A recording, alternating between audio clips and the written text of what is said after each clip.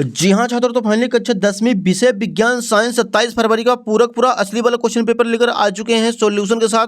तो बच्चों आपको बिल्कुल भी टेंशन नहीं लेना है। इसके पहले आपका मैथ का पेपर हुआ था, जैसा हमने डाला था अपने चैनल में सेम टू सेम उसी प्रकार का आपके एग्जाम में छपा हुआ है। तो बच्चों बिल्कुल भी टेंशन ना लीजिए, यदि आप इस क्वेश्चन पेपर को पूरा सॉल्व कर लेते हैं 100% गारंटी के साथ बच्चों की आपके 75 में 75 विज्ञान में आने वाले हैं और आप अपनी कक्षा में इस बार साइंस में टॉप करने वाले हैं। तो चलिए बच्चों बिना टाइम वेस्ट के सबसे पहले आप देख लीजिए पेपर का फ्रंट पेज आपका कुछ इस टाइप का होने वाला है बच्चों, और जो क्वेश्चन है बच्चों इसके अगले पेज से दिए गए हैं। यहाँ पे देखिए डियर, सबसे पहले हमारे सामने क्वेश्चन नंबर फर्स्ट दिया गया है, सही विकल्प चुनकर लिखिए। इसका फर्स्ट नंबर है, लोहे के फ्राइंग पैन को जंग से बचाने के लिए निम्नलिखित में से कौन सी विधि अधिक उपयुक्त है। इसका आंसर करेंगे बच्चों ऑप्शन नंबर सी, जिंक की परत चढ़ाकर। सेकंड नंबर देखिए, ब्यूटेनॉन चतुर कार्बन यौगिक है जिसका प्रकारात्मक समूह है। इसका आंसर हो जाएगा ऑप्शन नंबर सी, कीटोन। अगला देखिए तीसरा क्वेश्चन है, पायरुवेट के विखंडन से यह कार्बन डाइऑक्साइड जल तथा ऊर्जा देता है, यह क्रिया होती है। इसका आंसर हो जाएगा ऑप्शन नंबर बी, माइटोकॉन्ड्रिया में। चौथा प्रश्न है, दो तंत्रिका कोशिका के मध्य खाली स्थान को कहते हैं। ऑप्शन नंबर बी हो जाएगा सिनेप्स। पांचवा क्वेश्चन है, Fe2O3 + 2Al tense to Al2O3 + Fe। ऊपर दी गई अभिक्रिया किस प्रकार की अभिक्रिया है। ऑप्शन नंबर डी करेंगे विस्थापन अभिक्रिया। छठवां प्रश्न है, अपच का उपचार करने के लिए निम्नलिखित में से कौन सी औषधि का उपयोग किया जाता है। ऑप्शन नंबर सी हो जाएगा एंटासिड। तो बच्चों यहाँ पे क्वेश्चन नंबर फर्स्ट जो है वो पूरा कंप्लीट हो चुका है। जो बच्चे इंग्लिश मीडियम से वो भी क्वेश्चन पेपर को फटाफट तैयार करते चलेंगे। अगला देखिए डियर, क्वेश्चन नंबर सेकंड है, रिक्त स्थान भरिए। लघु पतन के समय परिपथ में विद्युत धारा का मान बढ़ जाता है। दूसरा है, हमारे द्वारा उत्पादित कचरे का निपटान एक गंभीर पर्यावरणीय समस्या है। तीसरा है, सामान्य दृष्टि के वयस्क के लिए सुस्पष्ट दृष्टि की न्यूनतम दूरी 25 सेंटीमीटर होती है। चौथा है, प्रकाश के प्रकीर्णन के कारण आकाश का रंग नीला दिखाई देता है। पांचवा प्रश्न है, विद्युत शक्ति का एसआई मात्रक वाट होता है। और छठवां क्वेश्चन है, विभवांतर की माप एक यंत्र द्वारा की जाती है जिसे वोल्ट मीटर कहते हैं। तो हो जाएगा बच्चों क्वेश्चन नंबर सेकंड का राइट आंसर। इसका भी आप लोग फटाक से स्क्रीनशॉट ले लीजिए। इंग्लिश वाले बच्चे जो हैं वो भी फटाफट सॉल्यूशन अपना तैयार कर लेंगे। नेक्स्ट देखिए तीसरा क्वेश्चन है बच्चों, सत्य अथवा असत्य कथन लिखिए।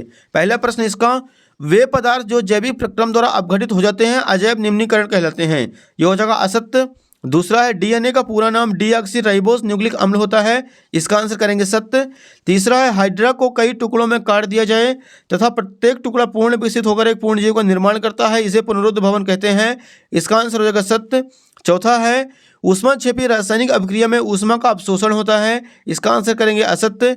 पांचवा है, दो चुंबकीय क्षेत्र रेखाएं एक दूसरे को प्रतिच्छेद करती हैं। इसका आंसर करेंगे असत्य। और छठवां है, क्लोरोफ्लोरोकार्बन का उपयोग अग्निशामक के रूप में किया जाता है। इसका आंसर करेंगे बच्चों सत्य।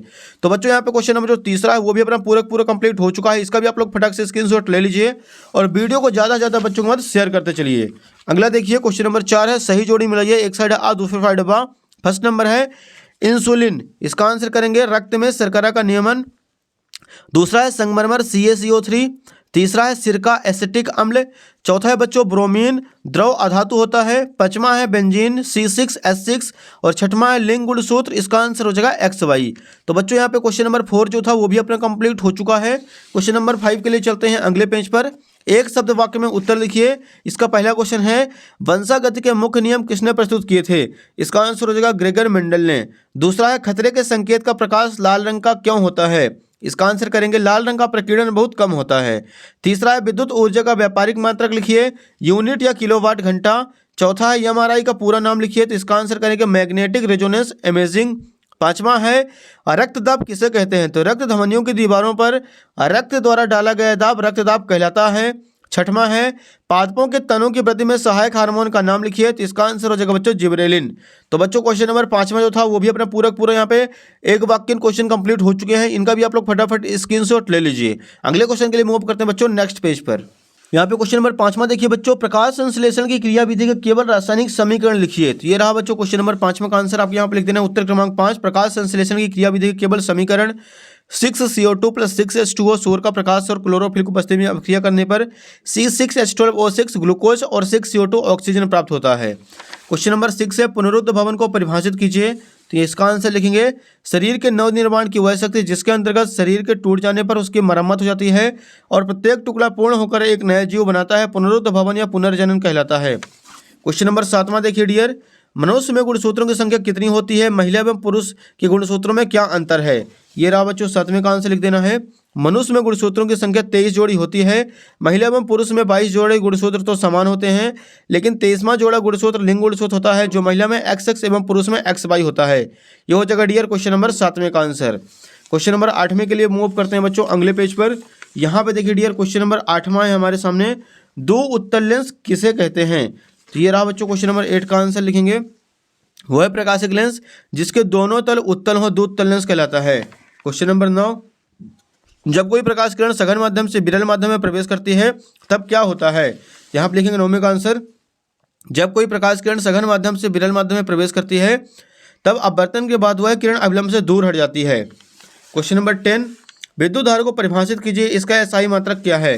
तो 10वें का आंसर लिखना है, किसी चालक के किसी परिच्छेद से आवेश प्रवाह की दर को विद्युत धारा कहते हैं। इसका एसआई मात्रक एम्पियर तथा इसका संकेत ए होता है। ये हो जाएगा क्वेश्चन नंबर 10 का राइट आंसर। क्वेश्चन नंबर 11 देखिए डियर, विद्युत चुम्बकीय प्रेरण को परिभाषित कीजिए। ये रहा बच्चों क्वेश्चन नंबर 11 का आंसर।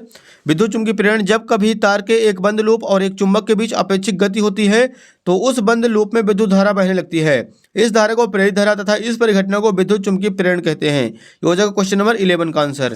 क्वेश्चन नंबर 12 देखिए, दो चुंबकीय क्षेत्र रेखाएं एक दूसरे को प्रतिच्छेद क्यों नहीं करती। इसका आंसर लिखेंगे, दो चुंबकीय क्षेत्र रेखाएं अगर परस्पर प्रतिच्छेद करेंगी तो प्रतिच्छेद बिंदु पर छेद की तीव्रता की दो दिशाएं होंगी, जो कि असंभव होता है। क्वेश्चन नंबर 13 के लिए चलते हैं अगले पेज पर। यहाँ पे देखिए क्वेश्चन नंबर 13 है, किसी एक पारिस्थितिक तंत्र की आहार श्रृंखला में विभिन्न पोषी स्तरों के केवल प्राणियों के नाम लिखिए। ये रहा बच्चों क्वेश्चन नंबर 13 का राइट आंसर।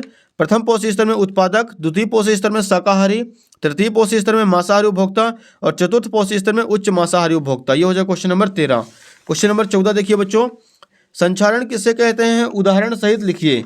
यह रहा बच्चों 14 का आंसर लिखेंगे, जब लोहे या लोहे जैसे पदार्थों से बनी वस्तुएं अपने आसपास अम्ल, आर्द्रता आदि के संपर्क में आती हैं तब ये संक्षारित हो जाते हैं। इस प्रक्रिया को संक्षारण कहते हैं। उदाहरण लोहे पर जंग लगना। क्वेश्चन नंबर 15 देखिए डियर, आघात वर्धनीयता एवं तन्यता का अर्थ लिखिए। यहाँ पर लिखेंगे बच्चों, आघात वर्धनीयता, धातुओं का वह गुण जिसके कारण वे पीटने पर चादर की तरह फैल जाती हैं, आघात वर्धनीयता कहलाती हैं। तन्यता, धातुओं का वह गुण जिसके कारण उनके तार खींचे जा सकते हैं, तन्यता कहलाती है। ये हो जाएगा क्वेश्चन नंबर 15 का राइट आंसर। क्वेश्चन नंबर 16 देखिए डियर, संतृप्त एवं असंतृप्त कार्बन यौगिकों का केवल एक एक उदाहरण लिखिए। ये रहा बच्चों क्वेश्चन नंबर 16 को यहाँ पे लिखेंगे, संतृप्त कार्बन यौगिक एथेन C2H6 और असंतृप्त कार्बन यौगिक एथीन C2H4। ये हो जाएगा क्वेश्चन नंबर 16 का राइट आंसर।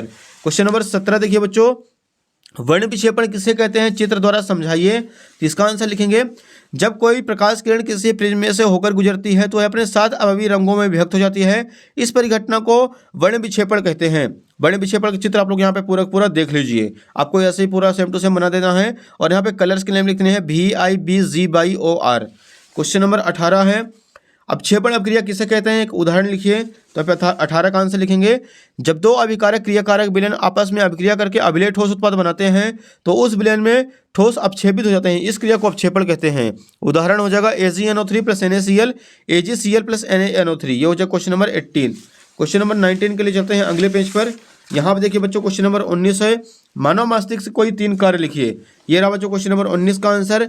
विभिन्न ज्ञानेंद्रियों के कार्यों का समन्वय एवं नियंत्रण रखना। दूसरा, बुद्धि, विचार, स्मृति एवं मनोभावों का प्रमुख केंद्र मस्तिष्क है।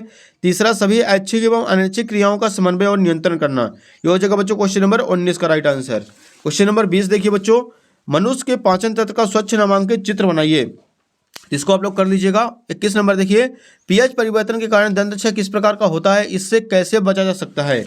ये रहा बच्चों क्वेश्चन नंबर 21 का आंसर। पीएच परिवर्तन के कारण दंत क्षय, उदासीन पीएच स्तर 7.0 होता है। जब मुंह का पीएच स्तर 3.5 से नीचे गिरने लगता है तो दंत क्षय होने लगता है। पीएच स्तर के नीचे गिरने का कारण होता है अति अम्लीय भोजन एवं पेय का अधिक से अधिक उपयोग। दंत क्षय से बचाव के लिए हमको अम्लीय भोजन एवं पेय का कम से कम उपयोग करना चाहिए। प्रत्येक बार भोजन के बाद दांतों की अच्छी सफाई करनी चाहिए। रात्रि को सोते समय तथा प्रातः जागने के बाद हमको नियमित रूप से ब्रश करना चाहिए। ये हो जाएगा बच्चों क्वेश्चन नंबर 21 का राइट आंसर। इसका भी आप लोग फटाक से स्क्रीनशॉट ले लीजिए। नेक्स्ट देखिए लास्ट क्वेश्चन 22 नंबर है, एल्केन सजातीय श्रेणी के किन्हीं 4 सदस्यों के नाम अनुसूत्र एवं संरचना सूत्र लिखिए। यहाँ पे लिखेंगे बच्चों क्वेश्चन नंबर 22 का राइट आंसर। मेथेन, इसका formula CH4, ethane C2H6, propane C3H8 और ब्यूटेन C4H10। ये हो जाएगा क्वेश्चन नंबर 22 का आंसर। तो बच्चों यहाँ पे अपना पूरा क्वेश्चन पेपर कंप्लीट हो चुका है। उम्मीद है कि आपको पूरा क्वेश्चन पेपर समझ में आ गया होगा। फटाफट वीडियो को ज़्यादा से ज़्यादा बच्चों को मत शेयर कर दीजिए, चैनल को सब्सक्राइब कर लीजिए, नोटिफिकेशन को ऑल पे प्रेस कर लीजिए क्योंकि बच्चों सॉल्यूशन बनाने में बहुत ही मेहनत लगती है और बहुत ज़्यादा टाइम लगता है। फटाफट वीडियो को ज़्यादा से ज़्यादा बच्चों के साथ शेयर कर देना है, नोटिफिकेशन को ऑल पे प्रेस कर लेना है, क्योंकि आपके जो बाकी सारे विषय के बचे हुए जो क्वेश्चन पेपर हैं इसी यूट्यूब चैनल पर मिलने वाले हैं। धन्यवाद।